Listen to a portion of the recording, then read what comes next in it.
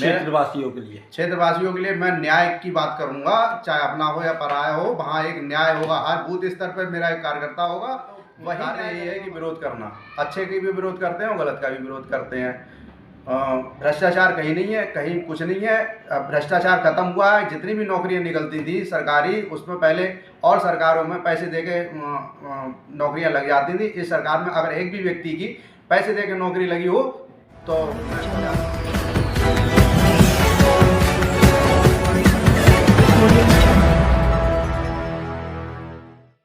छत्रपाल सिंह दिवाकर ने कहा, न्याय की बात करूंगा, चाहे अपना हो चाहे पराया हो, सबके लिए न्याय करूंगा।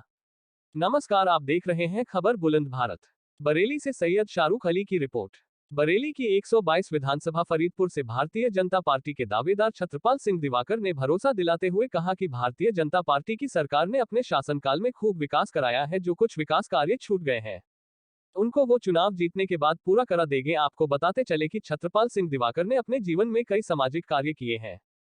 छत्रपाल ने कई बार जरूरतमंदों के लिए खून भी दिया है, वहीं जरूरतमंदों को राशन वितरण किया है। ऐसे सैकड़ों कार्य उन्होंने किए हैं। आज हमसे बातचीत करते हुए 122 विधानसभा फरीदपुर से विधायक पद के भाजपा से दावेदार छत्रपाल सिंह दिवाकर ने कहा, सर, आप अपना पूरा नाम क्या लिखते हैं? छत्रपाल सिंह दिवाकर। हमें मालूम हुआ कि आप विधानसभा फरीदपुर से चुनाव मैदान में आ रहे हैं। किस पार्टी से आ रहे हैं? बिल्कुल आएंगे। अगर हमें पार्टी भाजपा से आएंगे, अगर पार्टी हमें टिकट देती है तो बिल्कुल लड़ेंगे हम। किन मुद्दों पर आप चुनाव मैदान में आ रहे हैं? मुद्दा हमारा एक ही है, विकास सबसे पहले और न्याय। विरोध कोई विकास नहीं कराया?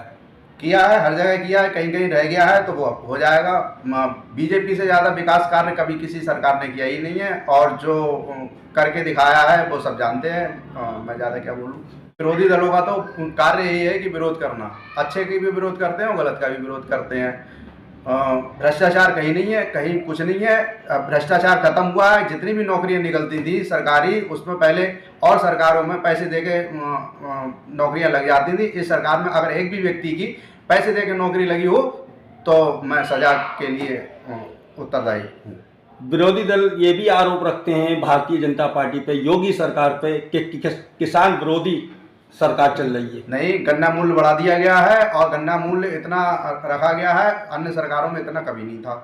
किसानों की मदद की जा रही है। जहां बाढ़, अभी जो पानी ज़्यादा बरस गया था, उनके लिए मुआवजा दिया जा रहा है। इतनी योजनाएं हैं, लोगों को योजना की जानकारी नहीं। बहुत सारी योजनाएं सरकार ने निकाल रखी किसानों के लिए। योजनाओं की जानकारी किसके माध्यम से, कैसे? कार्यकर्ताओं के माध्यम से। बूथ स्तर के हमारे कार्यकर्ता हैं।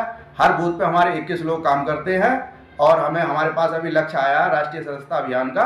उसमें 4 करोड़ हमें सदस्य बनाने हैं, 2.5 करोड़ पिछले और 1.5 करोड़ नए।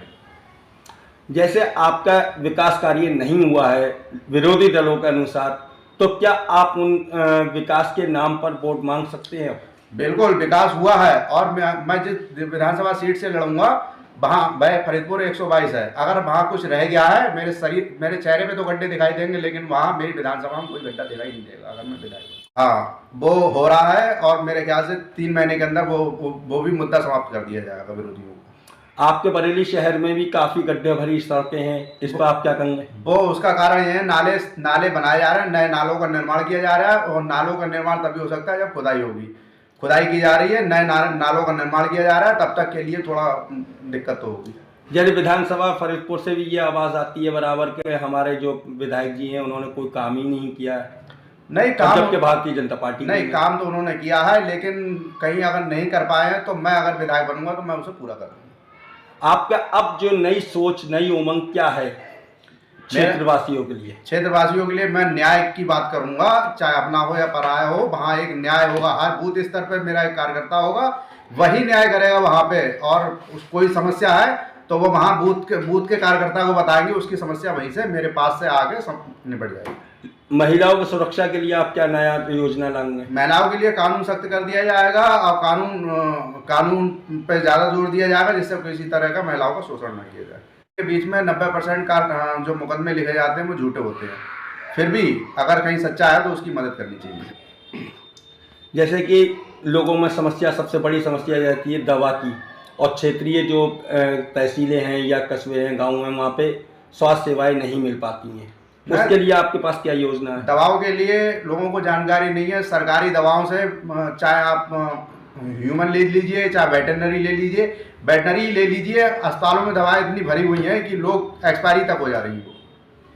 लोगों तक नहीं पहुंच पा रही, उसके लिए क्या योजना बना रहे हैं? उसके लिए डॉक्टर इसके लिए जिम्मेदार है, और डॉक्टरों पे जब कार्रवाई होगी तो अपने आप कार्य अपना अच्छा सही हो जाएगा। पिछले 4.5 साल में आपकी सरकार की कार्रवाई क्यों नहीं हुई? पिछली सरकार में पिछली 450 हुई है, लेकिन अब इसको तेजी से करना था और तेजी से किया जाएगा इस काम को। आपको ये उम्मीद है आप चुनाव जीतने के बाद जितनी योजनाएं लेकर आए आप लागू करा देंगे? बिल्कुल करूंगा, अगर मैं ही नहीं शुरुआत करूंगा तो कौन करेगा। ठीक है, थैंक यू।